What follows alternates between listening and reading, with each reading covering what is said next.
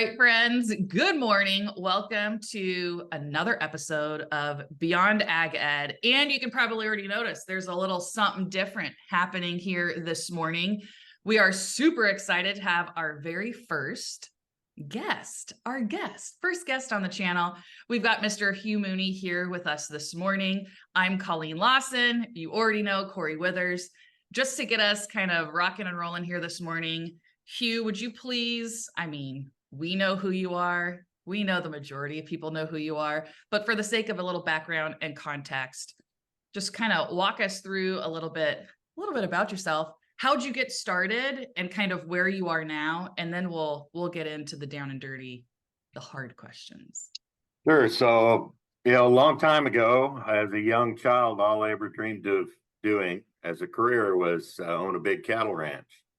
And in my high school ag class, that was before, that was junior high school ag class, before eighth grade was allowed in FFA. I learned somehow in that class that you didn't just graduate high school and get a ranch. You actually had to get one basically from one of two ways. That was inherited, and I knew that would not happen. The other was to marry into it. And, prospects weren't looking good for that. So I figured out I needed another job. And I thought, well, gee, I could be an ag teacher. This ag teaching thing's not that difficult. And never changed my mind. Went to Elk Grove High School back when it was the only high school in the school district. Now I think there's like 10 of them. And had one especially wonderful ag teacher by the name of Warren Weaver, who I really connected with and are still good friends with today. And he encouraged me to pursue teaching as well. Went to a local community college, Casumas River, and did my GE, transferred to Chico State. Got my bachelor's in the credential, and I began teaching at a real small school up in the Superior region called Big Valley High School. I was there 5 years, had 5 different administrators during those 5 years. Quite a way to learn the ropes when you're a new teacher. Then I left, went back to school, thought I was done teaching, started working on a master's, thought maybe I'd go into industry, sell livestock, something or other. And by about October, I knew I was going back to teaching, which I did the next year at Galt High School. Stayed there 17 years. It was an amazing job, amazing kids, amazing community, worked with some great people, did some really great things that I'll always be proud of. And then people convinced me to go the dark side, which is the state staff. And I became the North Coast Region Supervisor and did that about, 10 years maybe. And then Superior Region Supervisor resigned. So I did both regions for 4 or 5 years. And then I thought everything was back to normal.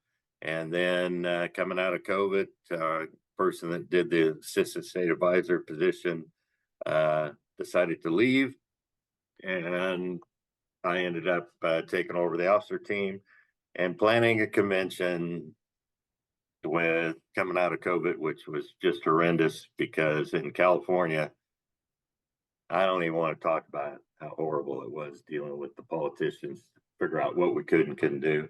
But it turned out really good. Only had 4 people working on my crew that had ever seen a live convention. So it was interesting. But then, so then I went back to just going to be the Superior Region Supervisor and trying to get things going. And then, things didn't really work out, I guess, the way people thought. And 23 days before the convention last year, they asked me to take over last year's officer team and run the convention. And then after it was over, they asked if I wanted to do it full time. And I thought about it for a week or so and decided, that those 6 kids deserve to have a positive experience. So I thought I'd give it a try, even though if you would have asked me anytime during my career if I ever wanted to be the assistant state advisor, you would have got a very quick no. That's not the kind of thing I do. But anyway, that's what I do now. So, and this is my 40th year in ag education. 40 years. So you've literally run the gamut. You've done you've gotten to experience every type of role or position in ag ed, minus, Yeah, being. I did. So I even served on the NAE national board for 6 years. So, uh, that was, when I served as a CATA officer, we had decided that it was time maybe we got involved at a higher level in NAAE. And so I gave it a shot and was able to get on the board after a couple of years of trying to be involved. And I think some positive things happen. I think certainly the relationship between NAE and CATA is much different than it was back then. And they've been involved with CATA conference every summer, doing some positive things. So I think that was time well spent. Hugh, excuse me, Hugh. So you talked about, as you had kind of been in the profession for a little bit, you were, there was a point in time where you were finishing up your master's degree and were looking Oh, potentially I to never go. finished it. Gotcha. I left because I had to get back. Had an opportunity to go to Galt High School. So yeah, I'm going. Gotcha. So in that transitional time, right, Yeah. where you were, I guess, working on that master's degree, and Yes. you talked about possibly going into the industry sector, what was it that kept you from going into the industry, staying in the education profession? Well, as any ag teacher that runs events knows, when you're looking for judges or people to help out, you look around and say, hey, who out there maybe could do it? And since they knew I was there, I would get invited to be involved in those kinds of activities. And I'd see a kid from a school that maybe had a teacher that wasn't maybe engaging them at the highest level possible. And I saw amazing potential. I just thought, man, I got to get back to doing that. And, that's something I still see, in this role as assistant state advisor. You run across kids that, like at the Sacramento Leadership Experience, and have a conversation with them. And you think, why haven't I heard of this kid before? Man, this kid's a rock star. What could I have done with them if I'd had them when I was teaching in high school? I was very fortunate. I had 5 students get elected to state office during my years at Galt. And when they started touring around, they thought that all the programs did everything that we did in Galt for their students, and that all kids had the same opportunities, and had a booster club that was raising incredible amounts of money, so that money was never an issue on whether or not somebody could participate. And they found out that, hey, that place we came from, actually was a pretty cool place, because they don't do that everywhere. I think lots of people take things for granted. And, I'm very happy that the community, when I was there, was willing to help us generate the dollars so that we could do things for kids regardless of their background. And it was really a great time. So follow up to that statement, thinking about what for you at that time when you were teaching at Galt, what that Galt experience was like for those students, and taking into consideration obviously the other positions you've gotten to serve in so far. What in your mind could be done to help create that quote unquote Galt experience for more students now? Well, as I often tell the students I work with, and I have opportunity often to speak with student teacher groups, because their teacher educators ask me to do it. And I tell them, what makes the difference are the people. People always make the difference. And, the mistake I think many make is they think there's kind of the one size fits all, environment. Like the people that are trying to mentor others, just because it worked for you, is doing it a certain way doesn't mean it's going to work for them. Like even working with the state officers, I encourage them from the beginning of the year to find a past state officer that you feel comfortable interacting with, just to use as a mentor, because I'm the guy coaching them I wasn't a state officer. I don't know what goes through their mind when all these deadlines are coming and everything. My mind's wired different than most people in the world. And, I don't react to challenges or pressure or anything the same way. And, like, there's lots of those personality assessments out there. One that I got exposed to, I had the opportunity to participate in the first FFA Delta conference that National FFA did. I believe it was in 2005. I almost left the first night because I thought this isn't for me, because Larry Case gave a speech that night about the Delta Force and how we were going to go out and spread the word. And I said, you got to be freaking kidding me. I came here to learn how to do things, and you're talking about some silly Delta Force. I mean, I almost left. And Seth Durner and some of the others said, look, Hugh, if you'll just give us 24 hours, if you still feel that way, we'll help you pack. And then they went to Mark Reardon, who was leading the charge, and said, hey, you gotta get this guy hooked. So you better go through the science or he's leaving. And hour into it, okay, I get it now. So Larry Case was just trying to give a cute speech. It really had nothing to do with the conference. Okay, I'm back. I'm good to go. And it was a life-changing experience for me. In fact, I'm sure had I not participated, I'd still be teaching. But I think, because one of the things it talked about was influence, and we all have varying levels of influence. The question is, how are you going to use it? Are you going to use it to help others improve? And so I think, I tried to use the Strengths Finder that we did in Delta when I was teaching adult. Now, those of you familiar with that, mine are in this order: deliberative, competition, strategic, arranger, and self-assured. Now, anybody that understands it knows that arranger, being with deliberative and strategic, is a freak deal. And that's why I'm probably pretty good at doing what I do. But the self-assured piece, not many people have that.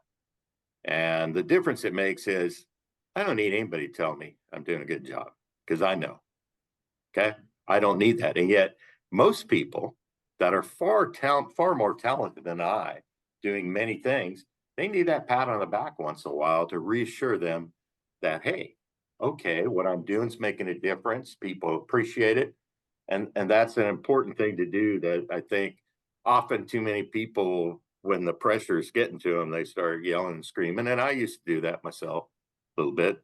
I used to have a baseball bat under my desk at Galton. Every once in a while, I'd go out back and where all some of the old crappy shop projects that kids never paid for were all piled up. And I just take a bat and pound and beat the crap out of them so that they'd have to throw them in the dumpster. And, but I was able to let it go. So after I did that, okay, I'm good to go now. I've let the bad stuff out, and now I'm ready to go. Not everybody can do that. And I was very fortunate. My years at Big Valley High School, the neighboring ag teacher, Ken Hutchings at Fall River, they had 3 ag teachers there. He kind of mentored me. I didn't even know he was mentoring me at the time, but I understand it now. And probably had he not done that, I probably would have left ag ed. But he made a real difference, having somebody that saw what I was doing, the difference I was making, and that maybe I just need to dial things back a little bit, because, teachers love record books so much. And my high school ag teacher, Mr. Weaver, taught me how to do it as a student at Elk Grove High School. And I was as talented as any ag teacher in the state doing record books. Never had any training other than while a student in high school. And at the first state degree verification thing, I was up in the Intermountain section, they called it then. I'm going through these books. They're all total crap. None of them verify, and I'm disqualifying them all. And Ken Hutchings takes me out in the hallway and says, look, either you're going to show us how to fix these books, or we're taking you out back and we're going to beat the crap out of you. Because you are not disqualifying all these kids. I get that they're probably wrong. But hey, you know how to do it. teach. And I did. And I mean, and he definitely could have, he was a tough guy. He could have beat the crap out of me if he wanted to. He never did. And we're actually pretty good friends still too. I don't see him often anymore, but every once in a while. Anyway, I'm probably rambling too much. So what other questions do you have? So on a professional note, Yes. When I was in the profession, I didn't get the chance to know you like a lot of others did, but there's definitely you're one of those guys who is intimidating for sure. Like I think the people that teach and taught in your region knew that you were just knew who you were, but from an outside perspective, seeing you at like state finals at Fresno State for some of the contests for CDE and stuff, it's like that guy doesn't mess around. Like he's pretty straightforward, which I respect, but at the same time, I think there's a good opportunity here to see the real Hugh Mooney from people that didn't get the opportunity to meet you. When you were you spent 17 years at Galt, you said? Yes. Okay. And then from there, you went to the regional superior regional supervisor. North Coast first. North Coast, excuse me. North Coast, and then did both. And then we hired Dane White actually to become the North Coast supervisor. And then when Josiah Mayfield left, they kind of forced him to be the assistant state advisor. He never wanted to do that job. He couldn't handle the pressure of being responsible for 6 kids' lives. Like I'm qualified to do that. I've never had any kids. 40 years in the profession makes a big difference. Yeah. Do you what inspired you? And I think I know the answer to this. I don't want to assume, but what inspired you to move up to that regional supervisor position after having spent a long time being successful? I'll tell you a somewhat humorous story. So a couple of people in the profession who I had great respect for, which were Jim Ashwanden, who hired me at Galt and then abandoned me to become the CATA executive director and made me the department chair 2 years into my time at Galt, even though I was a junior teacher on the staff. He and Lloyd McCabe were calling me almost every other day. I think they took turns, so I get a phone call every day trying to get me to apply because they wanted. There were some challenges maybe in that region. There had been a lot of turnover because that was always the one that seemed to be a person would leave or they'd transfer to a different region or whatever. So they were going through they'd seen a lot of different supervisors, and they thought somebody needed to maybe change his perspective in the region. And so anyway, they kept pestering me. So I figured, okay, I'll apply. It's going to take them 6 months to process the paperwork before I have to worry about an interview or anything. That'll get them off my back, and I can get back to coaching Parley Pro or doing whatever I was wanting to spend my time doing. So anyway, I submitted that application, and like the next week during our department meeting, and I hardly ever answered the phone during the department meeting, but we were having a discussion about something, and I was kind of getting disgusted. So I figured I'll answer the phone, and it was the State Department of Education calling me to come to an interview like 2 days later. So I pretended it was my dentist and said, okay, yeah, the latest spot you got, that'd be best, so I don't have to miss school. And never told anybody that I had applied, never told anybody I was interviewing. Went to an interview, they asked me 9 questions, and then they said, if you have some questions for us, please go ahead and ask them. And I proceeded to ask them 27 questions, most of which they did not have answers for. And anyway, this is right before Christmas break, and Bob Hugel gave me a call during Christmas break and said, I know you got a bunch of questions, maybe you can come by and we can talk for a while. So I sat with him in his front room in a reclining chair for 6 hours talking about things. He never offered me the job. And then I just finally said, okay, well, Bob, I got stuff to do. I haven't done any Christmas shopping yet because I always did it like the day before Christmas. And I said, I got to go. I assume since I spent 6 hours here that you want me to become the North Coast Region Supervisor. And a lot of the discussion we had was about when the start date would be. He was wanting it to be March. I said, I am not leaving my school in the middle of the year and leave them hanging. I'm just not going to do that.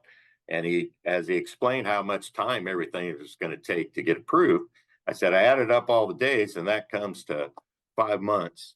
That gets us to June 1st. The last day of school at Gold is May 31st. I'll start June 1. And a couple days later, he called me and offered me the job. So I never told anybody, even I'd already accepted the job. But Lloyd McCabe had seen Cheryl Reese at some event and said, well, what do you think about your boss becoming the North Coast Region Supervisor? And that was the day of our Christmas party. So then instead of celebrating Christmas, it was her tell me, how can I leave kind of thing. But anyway, I did, and I wasn't sure it's the right thing. Not sure today it was the right thing. But, you know, the North Coast region teachers, they were not, many of them not too welcoming the first year. They used to complain about almost everything. Like they said, we can't get anybody into SLE. And I said, well, I've never had a student apply to SLE that didn't get in that I approved. So maybe you're just approaching it wrong. If you send me the application, I'll be glad to look at them ahead of time. Well, they didn't send me any the first year. There were only 3 applicants from North Coast, and every region was guaranteed 4. So then at the spring meeting, I told them, you guys are full of crap. You know, you don't have anybody apply. That's why you don't get anybody. Now, if you do what I told you to do, I'll show you how it works. The next year we had 9. That was back when they only took 40. So yeah, they got good kids, but you know, kids need a little coaching when they see a question. You know, hey, make sure you answer the question. You wrote this beautiful fluff essay that says nothing, never answer the question. You're not getting picked. Answer the question.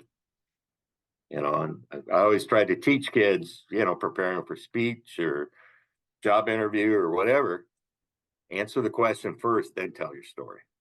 Because if you don't, often the answer gets lost in all the fluff. I'm not a big guy on fluff, by the way. How do you handle that in terms of like, I feel like there was a lot more fluff when I was teaching 2 years ago. How do you know, you're a very direct personality, or seem to be, right? And I think some of that goes in hands with like the self-assuredness, which I want to ask you about in a little bit, but how do you like handle that, or kind of not manipulate, but construct that to work more effectively? Well, I think, you know, part of the challenge, and you know, whether you're working with students or other teachers, and Alyssa Schauger, I've worked with her a lot with the Chico bunch because, you know, when I was Superior Region and we have a relationship went back to her Elk Grove years and all that. But, you know, she prepares them for it. Look, this guy's wired a little different. You ask him a question, he may give you an answer with 3 words, and there will be no confusion what he meant. So, you know, he will be brutally honest with you. And I think we do a disservice to our students and to people in the profession if we're not honest. You know, I mean, you know, it's a difficult thing, you know, like everybody's worried about, you don't want to offend people. You know, I'm really concerned, you know, we have so many amazing female teachers that we lose because, especially when they get to the point where they have child number 2, now the time that, you know, because a person that wants to be a good ag teacher going to have the same personality relative to their own children. They want to be a good parent. Mm-hmm. And, you know, you realize, boy, it takes this much time. If I want to do these things as a teacher, what am I going to have to give up on this side? And not to mention the cost of daycare when you got 2 kids as opposed to 1. And I mean, it just adds up. And a lot of that comes from people not rethinking, you know, in ag education, just like in agriculture, people do not embrace change. Okay. I've made the statement to people, even though it's a little bit laughable for people that know me. I say, I'm probably the most progressive person on state staff because when I see something I don't think's working, I want to do it different. But other people maybe want to keep doing things the same way.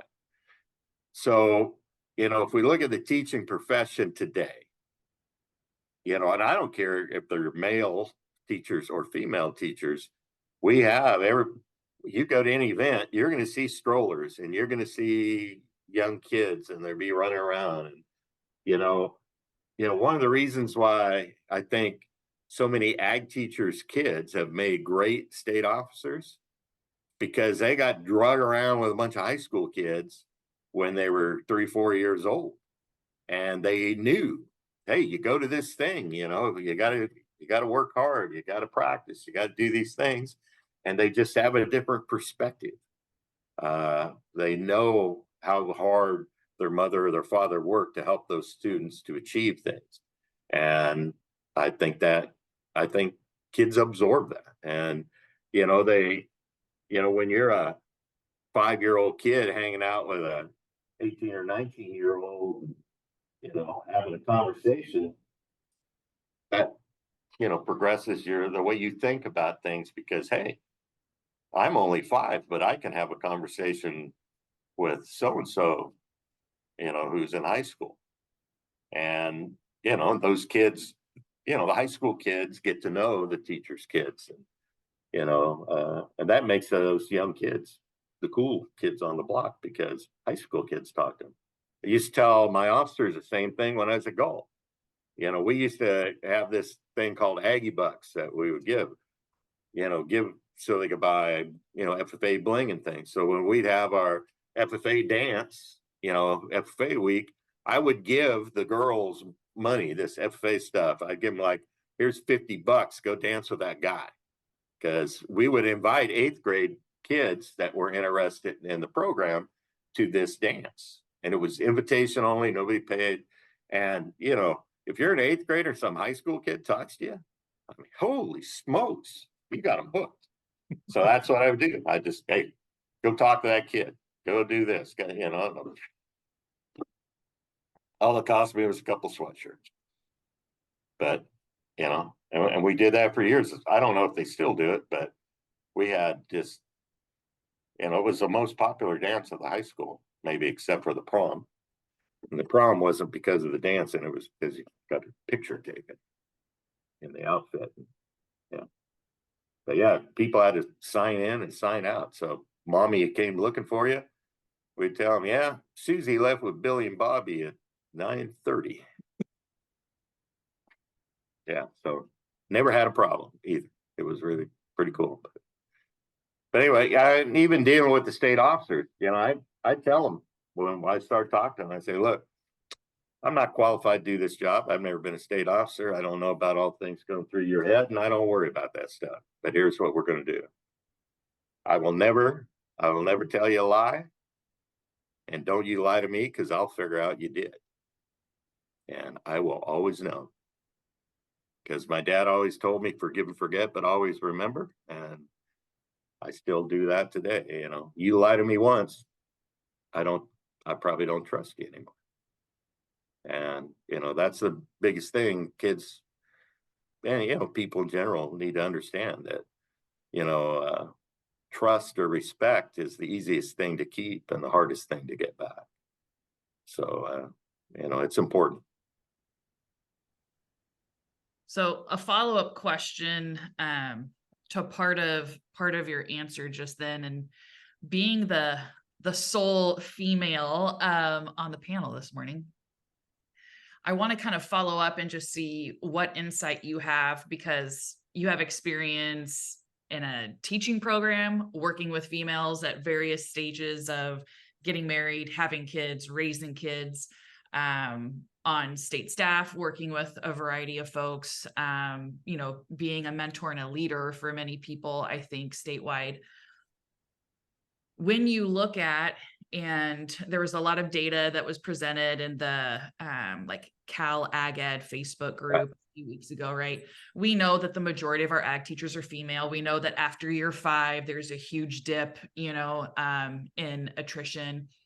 In your mind, what could we do differently to, and I know there's a separate conversation about we need more representation amongst our ag teachers, but just focusing on those teachers that presumably are leaving for some type of, you know, family need or lifestyle change.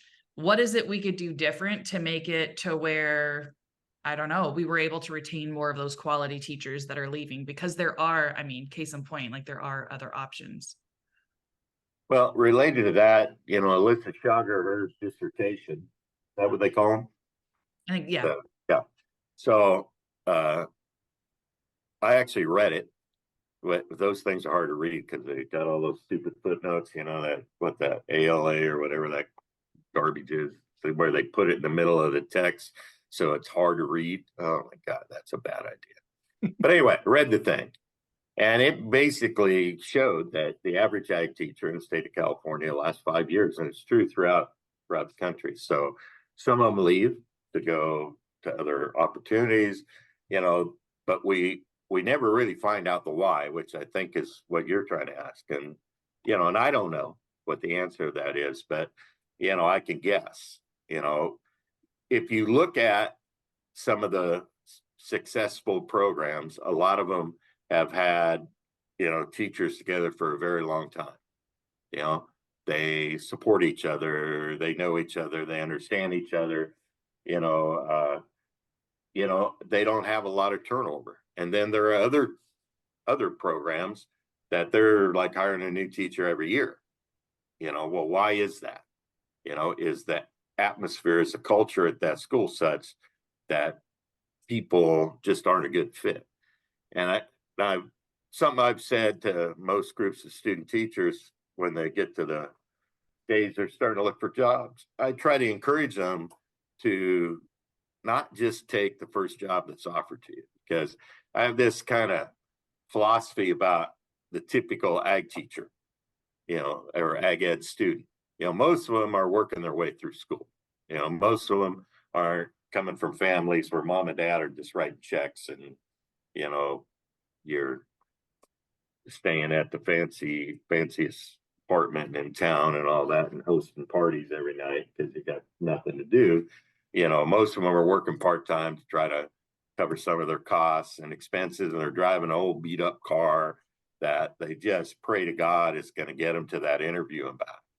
So when somebody offers them a job, because, you know, they don't, it's hard for your mind to wrap around the fact that you're going to student teach for a semester full time. You can't really work during that semester if you're going to do a good time. And on top of that, you got to pay fees to the university for the privilege of working your tail off. And so they're broke. Somebody offers to start paying them money, and they take the first job that's offered to them instead of trying to figure out, is this the right fit? Did you meet the teachers? Do you understand their philosophy and things? Did you go on a tour of the facility before your interview so you could kind of just learn a little bit about what they're watching and see how the kids react? You know, what kind of relationships do the kids seem to have with the teachers? You know, does it seem like a place that you would enjoy work? You know, often people don't do that. I remember that 1 year at Galt, I believe, when I can't remember which time, which child of Cheryl's was being born, but we had a long-term sub who had finished their student teaching in December. That year, there wasn't much open in January, so she long-term sub in the maternity thing. And she wanted to kind of teach in that proximity, and Manteca had an opening for a split job between two sites. I told her, I said, don't take that job. It's going to be a shitty job because you're going to have to deal with two staffs and two principals, and you're going to be traveling during your prep period. It's going to suck. And I guarantee you, if you want to teach in Manteca, they're going to have another opening. I guarantee it. how do you know that, Mr. Mooney? Trust me, it's Manteca. At that time, they were just I mean, there'd be 3 or 4 openings in one of those schools. They had like 5 schools or whatever. And they were just constantly having openings. They had just be patient. There's lots of jobs. Going to be lots of jobs this year. Trust me. But she got nervous, took that job, hated it, and first opportunity she had, she left.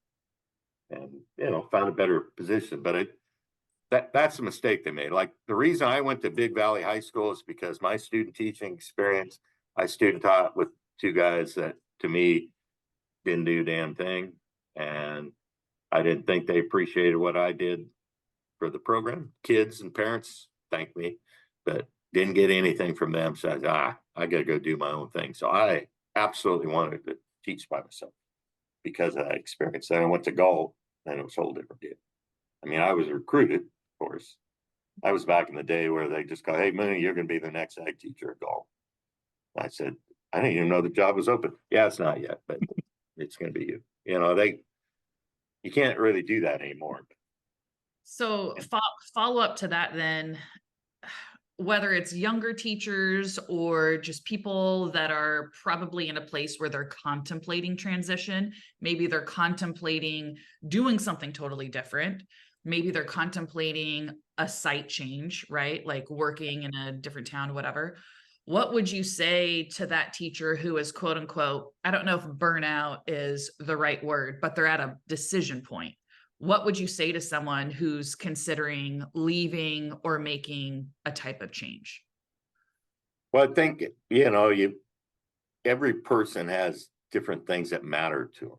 And, like in this day and age, one of the things you got to remember is that we have a very significant percentage of teachers, not just in ag, in all areas, that are alternatively credentialed.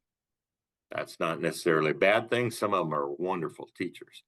But the people that are going through a university program and the student teaching and all those things, they've got to remember that, hey, there are a lot of people that are getting jobs that don't have a credential like I have.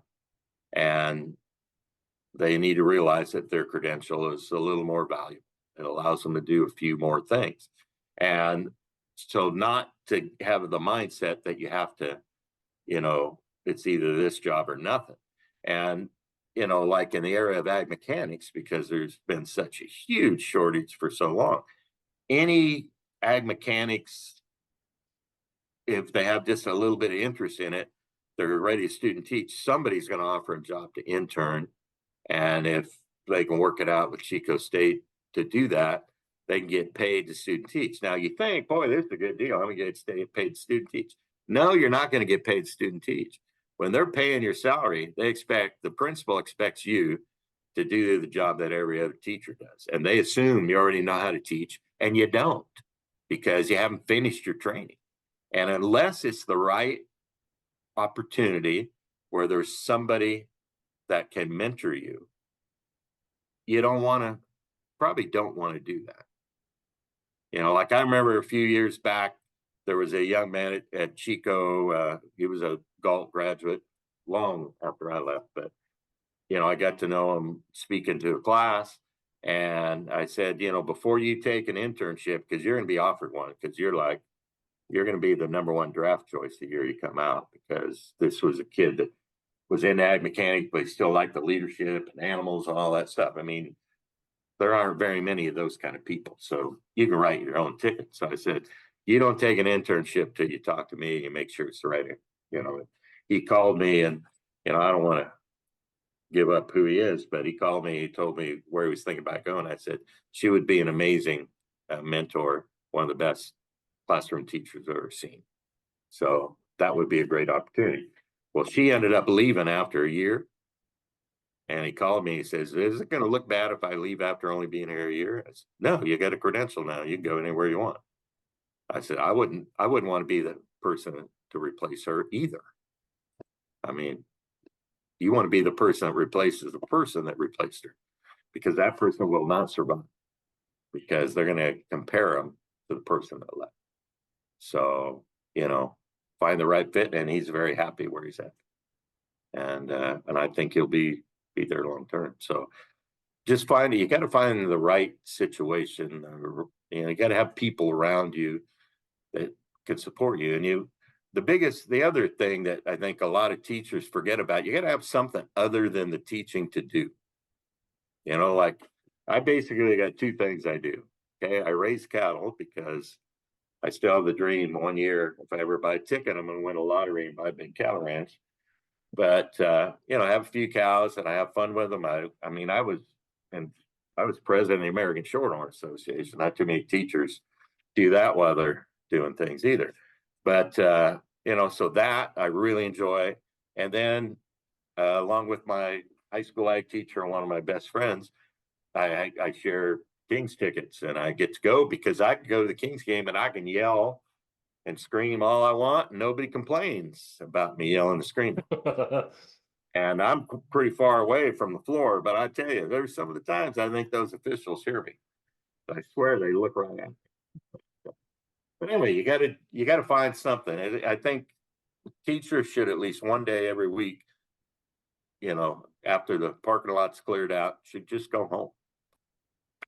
Go see a movie or do something to just kind of reset yourself and take a breath. And we all work really hard, and I think you got to make sure you take time for yourself. And if you're married and have kids, there's even more reason to do that. And the good thing too about when you're in a situation where you have kids, if you're in a larger program where there's several of the teachers that have kids, the great thing is that with a larger program, hey, we don't all have to go to the section meeting. I mean, Mike Albiani, who's my best friend, still teaches Elk Grove. His wife taught with me at Galt. Well, we're in the same section. So they had two kids. And when they were young, they would decide which one of them was going to which meetings. So that, because, hey, one of them's got to pick up the girls from daycare. So they would just trade off. And, and I think the difficult thing is when a person who has the family thinks like they're letting people down, because many of those schools have a person like me that got nobody to go home to, just go home, and think about things, nobody there. So, hey, I just stay at work longer. It's no big deal. But I chose to do that. I think often people who have other things in their personal life think you got to do it the way somebody else did it. And everybody's different. And it's just when you're doing it, do it at the highest level possible and make a difference for your kids. That's what's important. Hugh, I want to backtrack a little bit to what you were talking about, where student teachers taking the first job that comes up and Yes. kind of some of the struggles there. So from my experience, when I was coming out of Fresno State, I made it a point to try to student teach at two high schools that I had heard and thought were very successful. And I achieved great mentors through doing that. I had no self-assurance. I thought I was going to be horrible as a teacher. And from where that stems from, I'm not entirely sure. That being one of your personality traits, what advice would you give to somebody in terms of how to be self-assured? How are you so self-assured? Where did that stem from? And how did that kind of develop this? I don't know where it came from. I have two older brothers that we may have no similar personality traits at all. And my sister, most teachers on the Clifton Strength Finder, they real high up on their thing are empathy. I know that's in there because we all have all 34 of them. It's just not my top 12. Now, I think I'm a pretty empathetic person to people that deserve it, but I don't give it out freely. But I mean, the way I understand things with the Clifton Strength Finder is you're not going to change it. That's the way you're wired. So you're that way, and there are things that you can do. The thing about the Strengths Finder is you never called things a weakness unless it got in the way of having success. Okay, so like for example, I know that for some reason lots of people are intimidated by me, which I think is laughable because anybody that's seen me on stage at the state convention knows that I have allergy problems whenever the state convention is, because my emotions I wear on my sleeve. I mean, if I'm mad, I cannot hide it. If I'm happy, you can tell. You know, I mean, I don't mask things. Everything that comes out of me is genuine. So I'm the way I am. Don't try to be the way somebody is. But I think what you need, the mistake that people make, like if they came, let's say the student teacher, okay, and I had at Galt, I had 9 different student teachers. 3 of them were really, really good ones. 3 of them were okay in the classroom, but never going to be anything special. And 3 of them should never be allowed with children, in my opinion. Okay, and those 3 aren't teaching. Okay, I did everything I could to make sure they did. But you know, when they see the way that a person, you know, like when I was, you know, most of the time at Gold, I had 10 plus years of experience, and you know, I'm doing a bunch of things. I'm dealing with the community, I'm dealing with administration, and you know, and people think, oh my God, people are going to expect me to do everything that guy's doing. Well, no, they're not. You know, that's not what they expect. And I think as a young teacher, you need to find something you can be good at and then be good at it. And when you master that, then maybe you're ready to add that second thing.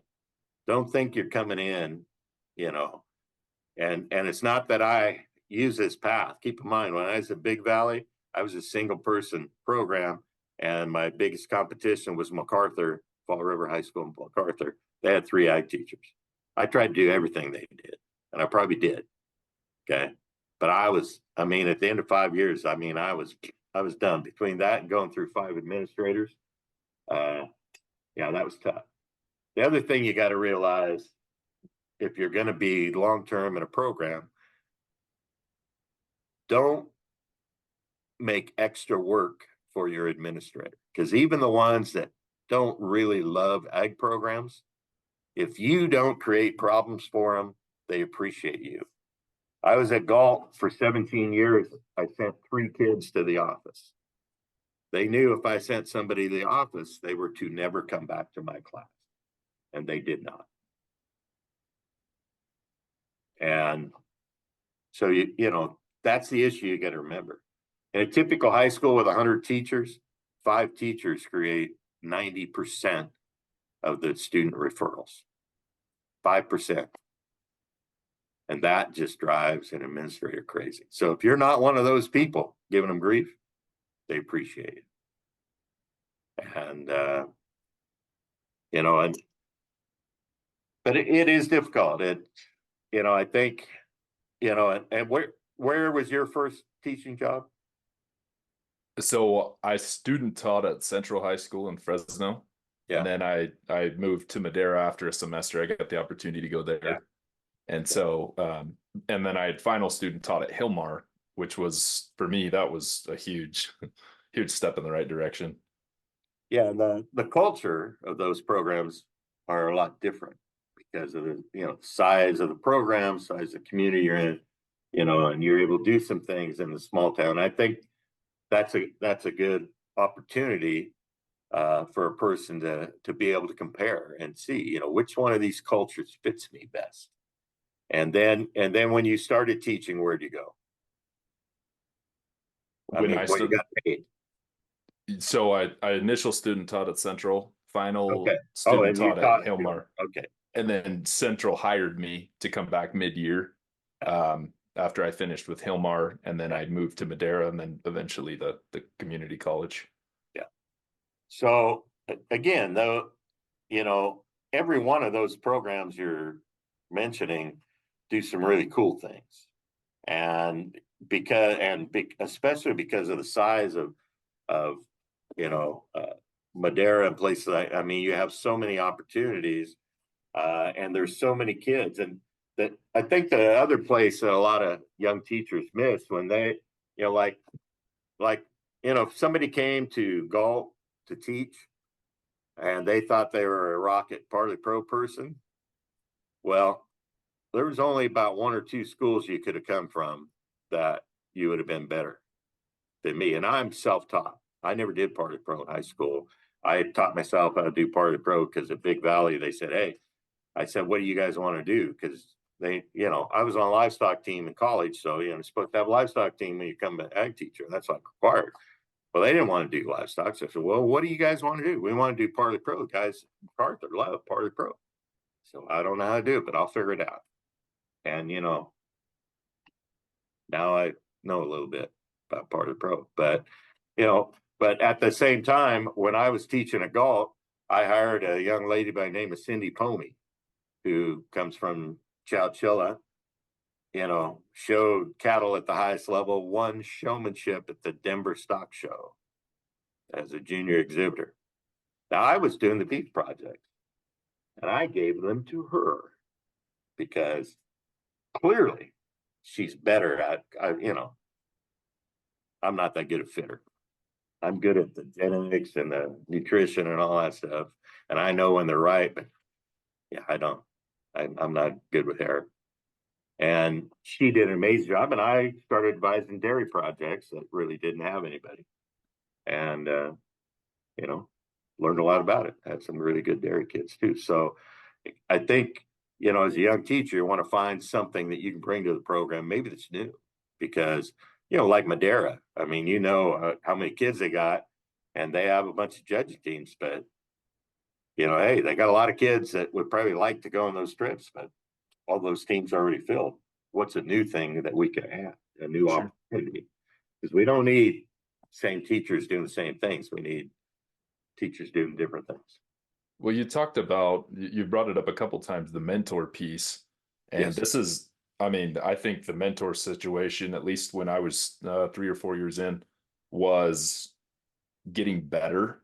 But there's also, and this part fucking pisses me off, but there's some mentors that. Oh, so this is like a Joe Rogan. Yeah. Hey, say whatever you want. Okay. I have a potty mouth. I've been trying to keep it under control, but it finally slipped Help out. for impact. So now I know you're passionate. Yeah, very passionate. The part that really pisses me off is I think some mentors get it in their mind. It's like this self-fulfilling prophecy, right?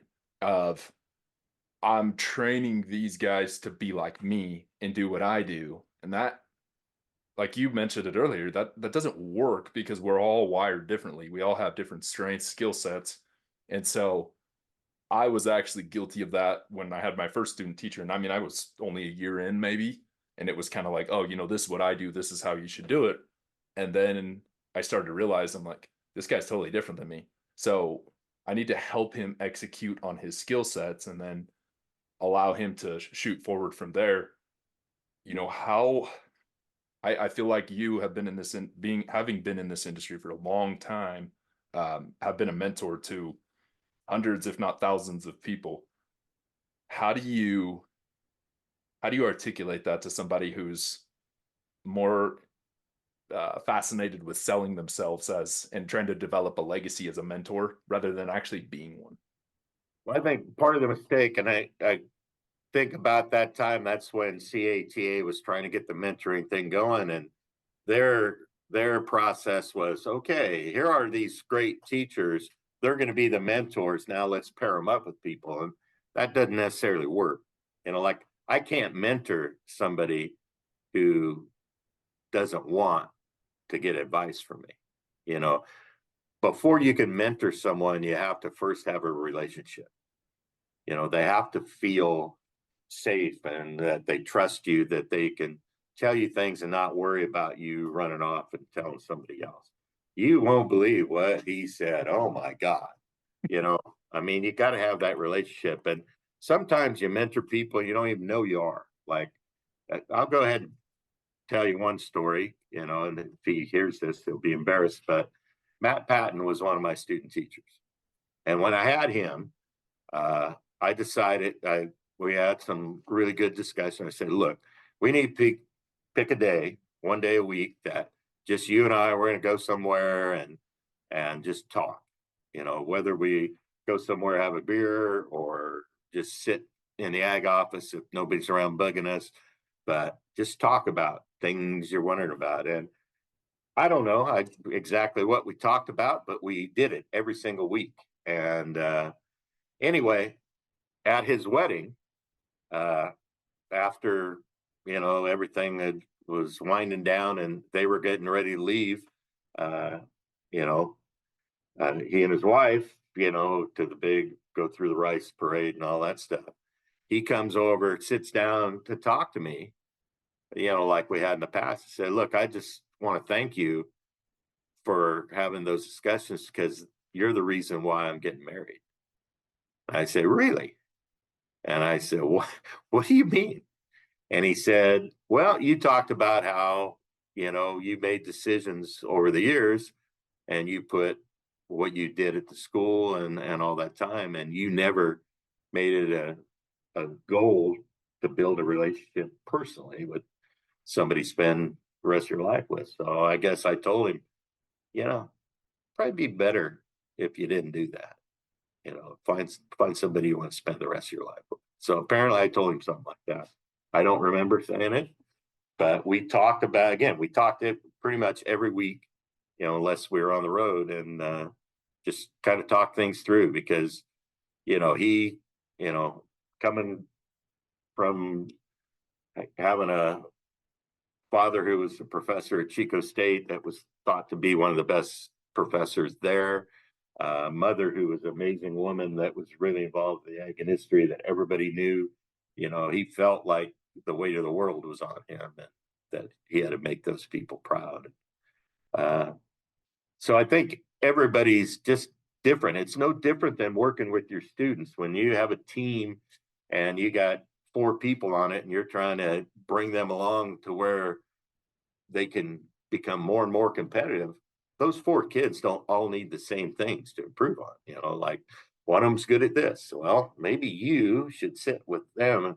You teach him how to do that part, and then he can teach you how to do this because you guys both suck at that other thing. We need to, if we're going to get better, we have to get better at everything. And, so everybody needs different things. One, and to me, the person who wants a mentor needs to choose their mentor. And, and I've offered my advice free to anybody that wants it. And some people take me up on it. Some people don't. And I'm good with it, but I think it's a mistake to assign somebody a mentor. I just don't, that's just not going to work because it feels like something they have to do instead of something they choose to do. That's the difference. Thanks for watching. Don't forget to like, subscribe, share, and we'll be seeing you next Monday.